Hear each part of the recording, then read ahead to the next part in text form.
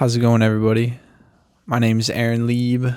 I am the content creator for Motivating Matters. Been writing some blogs and such on that website, motivatingmatters.com. Definitely go check those out. I am planning on trying to create more content like this. Definitely subscribe, like, comment what you think about this video. If it's valuable, I would appreciate that so that I know kind of what information and things to cater towards, whether it's, book reviews or just motivating stories, testimonials, maybe getting some people to interview about their stories or whatever, they've gone through in their past or overcome. That's what this whole movement is about, what Motivating Matters is about, just trying to send out a positive message to the world and motivate as many people as possible. But on that note, basically the reason I was making this video was to kind of talk about my most recent blog post about a book called Man's Search for Meaning. Right here is the front of the book. I actually heard about it, I want to say it was pretty randomly. I was kind of just listening to a Twitter Spaces about Bitcoin, actually, which is another one of my kind of big interests, but that's off the topic. They were talking about this book and just, how meaningful it was and how powerful it had been in their lives. And the blog is kind of just a synopsis on, the book as a whole. There's two parts to the book. So the first part of the book is a memoir by Viktor E. Frankl, who was a Jewish psychiatrist prior to World War II, and he had a hint from heaven that basically let him know that he should stay and, go through whatever his family, his parents, and his wife were going to go through, because he actually had the opportunity to move to the United States on a work visa, and he decided to stay. But obviously nobody knew what the concentration camps were going to entail and how horrible and horrific they would be. But you got to give him some props for deciding to stay and take care of his family and also put his faith first and family first. That's a pretty honorable act. Not many people would probably do that nowadays, or even during that time, many people probably did whatever they could to escape that situation. But that's really what the book is about in a lot of ways, is, his experience throughout that whole time when he was in the concentration camps, talking about seeing his friends and other people within the camps dying, and, these horrific experiences that he had working within the concentration camps and seeing people with black feet from frostbite because they didn't have the proper shoes and such. One of the most horrific experiences that I read about, and I actually talk about it in the blog, is he was actually in a typhus tent for patients that had it, and anytime a prisoner would pass away or die, the other prisoners that were in the tent, they would go up to the dead body and, take something from it that was of value, whether it was another pair of shoes or a piece of food or some clothing, just, make use of whatever they could, because they were never given anything new. And everything when they first got to the camp was taken from them. So they had no spare clothing or anything. The nurse, who wasn't actually a nurse, it was just, a Nazi, would come and grab the body by the feet and just drag them out of the hut, essentially. As brutal as that sounds, disrespectfully removing the body, and nobody really had the energy to really say anything about it. They were all struggling to survive. They were suffering with different sickness and such. So, and essentially once the nurse got the person out of the hut, he just threw him outside. I don't know if it was just for somebody else who would come and pick them up, but the craziest part was that in Frankl's experience, he spoke about one of the people that got removed and how he had a small window next to his bed, and basically he was eating some soup and he looked out straight into the, glazed over eyes of this prisoner that had just passed away, who was staring straight at him. It just says that Frankel kept, eating his soup. And just to think that about an experience like that, I mean, you'll never forget that in your whole life, like if you experience something of that sort. So that was one of the horrific experiences that I highlighted in the blog post. I don't want to give, too much away, because I do really encourage you guys to read the book. It was a life-changing book for me to read, especially during this time in my life where I really am also looking for some meaning and purpose in life. And that's really what the book is about, as you can see by the title, Man's Search for Meaning. Because Frankl was a psychiatrist prior to the concentration camps in World War II, he has, quite a way of analyzing the prisoners and also the Nazis that were imprisoning them in a way that, many of us wouldn't have been able to notice if we were in that same situation.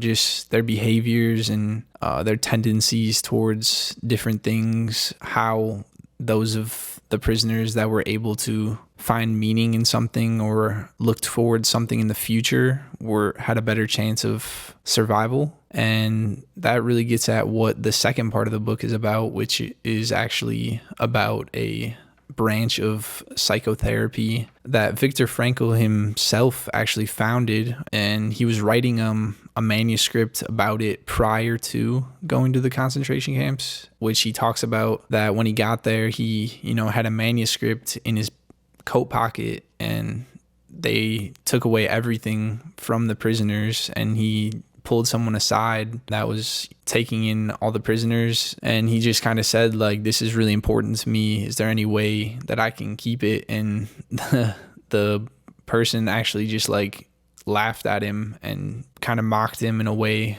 that made him realize that, wow, everything is getting stripped from me here, and I'm not going to be able to keep this part of me that is so important. The manuscript was really kind of what he found meaning in, because it was about logotherapy, which is that branch of psychotherapy that he founded. So yeah, that's what the second part of the book is actually about, is kind of just a brief summary of what logotherapy is and how it can be used in therapy for people. And he talks about a lot of his experiences, both, in the camp and also afterwards, working with patients, using logotherapy as a means to help people find meaning in their lives. So it's a very powerful message that he portrays. And I guess I will quote one of his major realizations from the camp was, and I highlight this in the blog as well.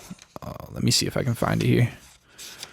So basically, he is going through his experience in the camps and talking about how horrific it was. And then he asks the question in the book, does man have no choice of action in the face of such circumstances? And right afterwards, he writes, man can preserve a vestige of spiritual freedom, of independence of mind, even in such terrible conditions of psychic and physical stress. So essentially what he realized in the camp, and he kind of was able to almost test logotherapy, which, as bad as it is to say, the concentration camps were a perfect place for him to kind of test logotherapy at the foundation of what it is and just see if it was actually something that was sufficient and able to help people. And what he did find was that, those people that actually held on to meaning and found a goal to look forward to in the future and made the choice, that was the key, was that they made the conscious choice to seek out that meaning. They had a better chance of survival. And that was something that couldn't be taken away from them, no matter how horrifically they were treated or what physical items were taken from them, like that they identified with. It was quite and I wrote in the blog, an earth-shaking realization that us as humans, no matter what our circumstances are or our conditions that we're going through, as bad as we think they are, we have a conscious choice. We have a choice to decide how we're going to react to them. And that is what logotherapy kind of teaches and preaches. Just to kind of go into a little bit of detail about what logotherapy is. Frankl says that it is a meaning-centered psychotherapy versus, a lot of the other types of psychoanalysis are more focused on retrospection and introspection. Logotherapy focuses rather on the future, that is to say, on the meanings to be fulfilled by the patient in his future. And I really do think that logotherapy is a valuable therapy in that sense, because even back, I don't exactly know the year that he quoted this from, but there was a study done, or a survey of 7,948 students at 48 different colleges, and it was conducted by some social scientists from Johns Hopkins University, and their preliminary report is part of a 2-year study sponsored by the National Institute of Mental Health.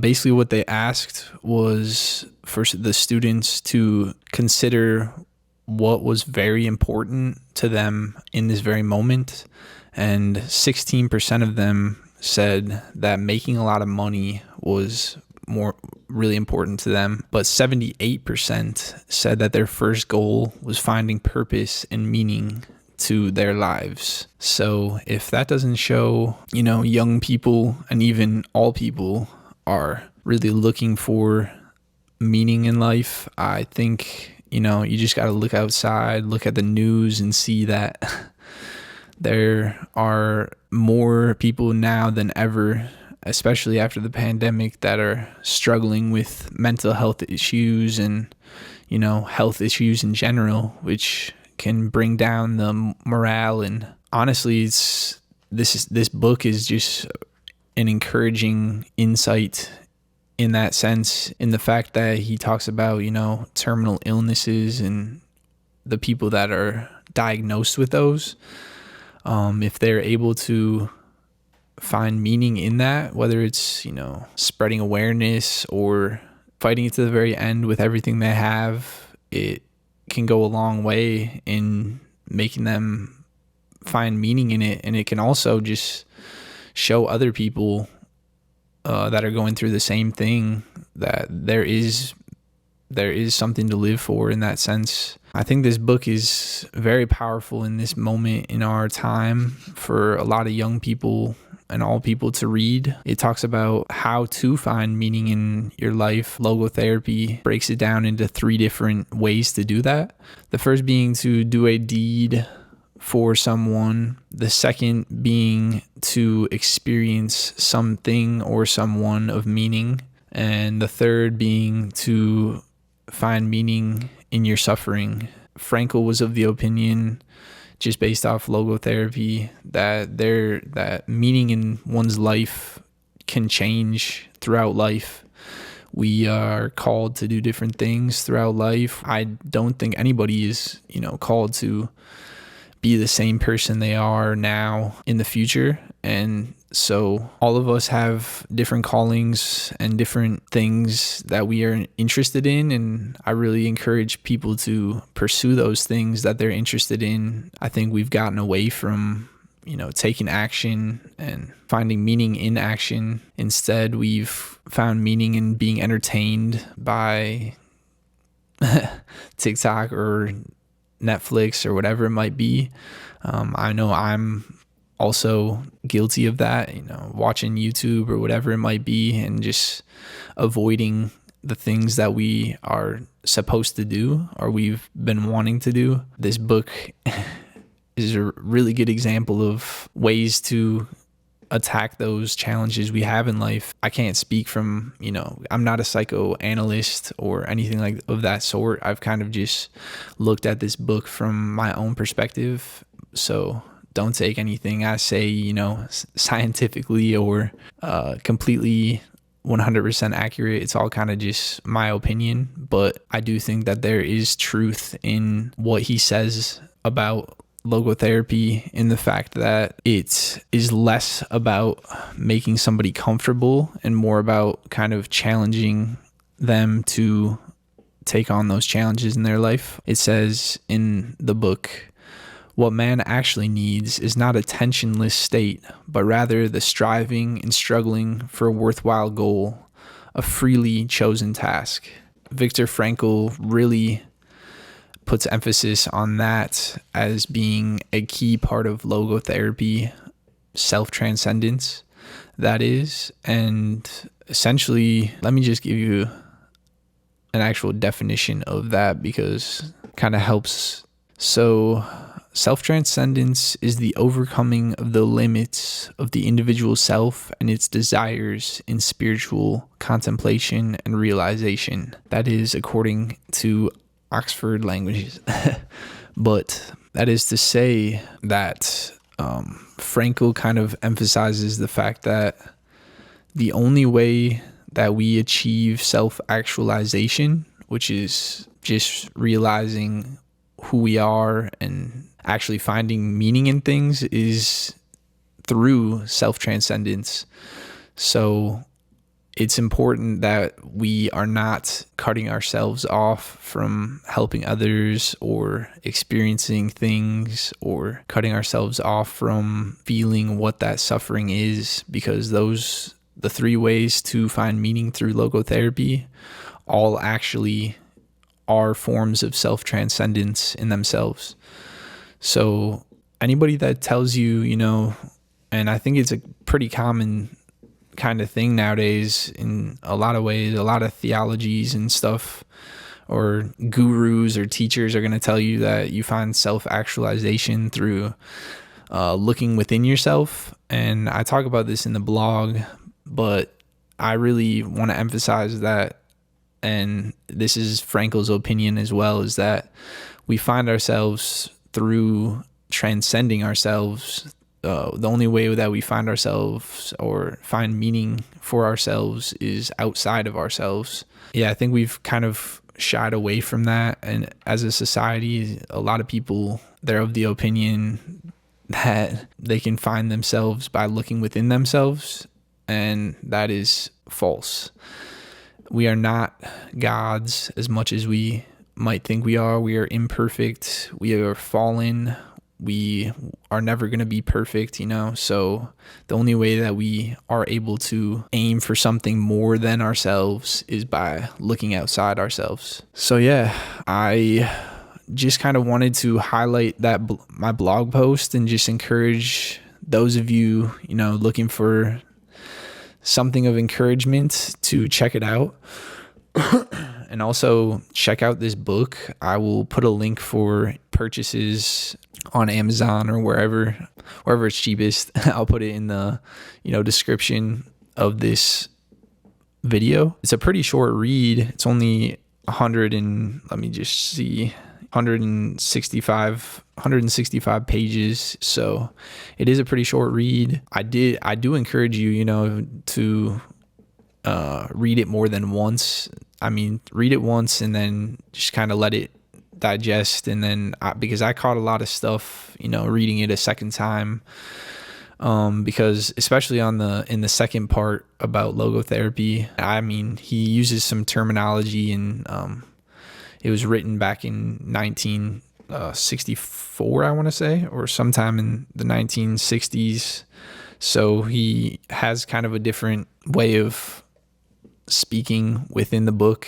So definitely read it that second time to get a better grasp on it. And I would keep it around. Just keep this book around you. And anytime you do feel like you're needing some meaning, just look back at the experiences of some of the worst and most horrific times within humanity, and just see that, our problems and the things that we face on a daily basis, they're pretty small and minuscule in comparison to what other people are going through. In the grand scheme of things, life is a journey, and we're meant to face these challenges and things to help us grow and become who we need to be. But I will just finish by reading, because it is so powerful, just the end of the book where he talks about a realization that he had from the camps. Let me see. He writes, "What he becomes within the limits of endowment and environment he has made out of himself. In the concentration camps, for example, in this living laboratory and on this testing ground, we watched and witnessed some of our comrades behave like swine, while others behaved like saints. Man has both potentialities within himself. Which one is actualized depends on decisions, but not on conditions. Our generation is realistic, for we have come to know man as he really is. After all, man is that being who invented the gas chambers of Auschwitz. However, he is also that being who entered those gas chambers upright with the Lord's Prayer, or Shema Yisrael, on his lips." Definitely recommend reading the full book, and I will once again put that in the description. Please like, subscribe, comment. I will also put a link for the blog post that I wrote in the description if you are interested in reading a more detailed synopsis of the book and different things that I didn't really speak about in this video. Thanks for tuning in to Motivating Matters YouTube, and I hope this showed you why motivating matters.